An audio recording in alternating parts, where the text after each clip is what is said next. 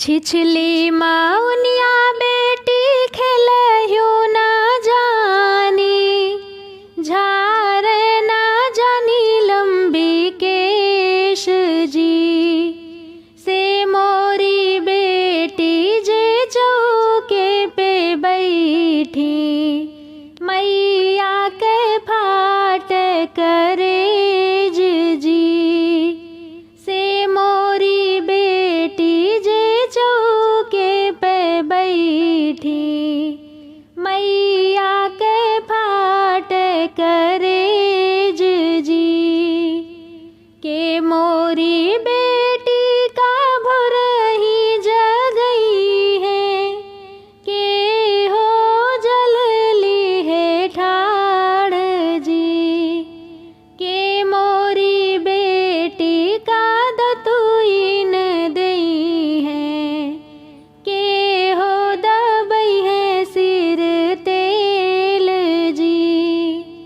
के मोरी बेटी का दतुईन दई है, के हो दबई है सिर तेल जी। सासू जे मोरी बेटी भोरही जगई है, ननदी जी जलली है ठाड़ जी। नाउन बेटी का दतुईन दई है, ओ नहीं दबई है सिर तेल जी।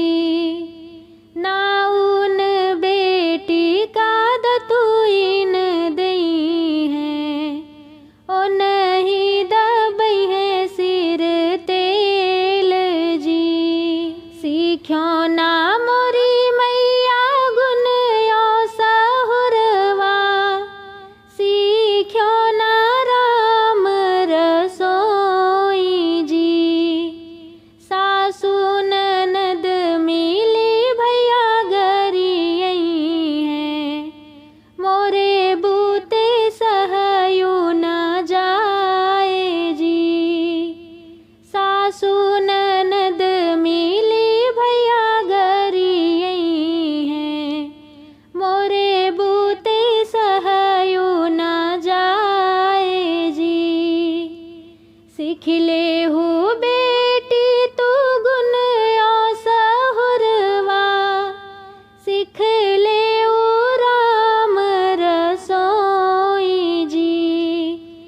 सासू ननद तोहरा भैया गरियई है, सुनी लिहु अचरा पसार जी। सासू ननद तोहरा भैया गरियई है, सुनी लिहु अचरा पसार जी। छिछली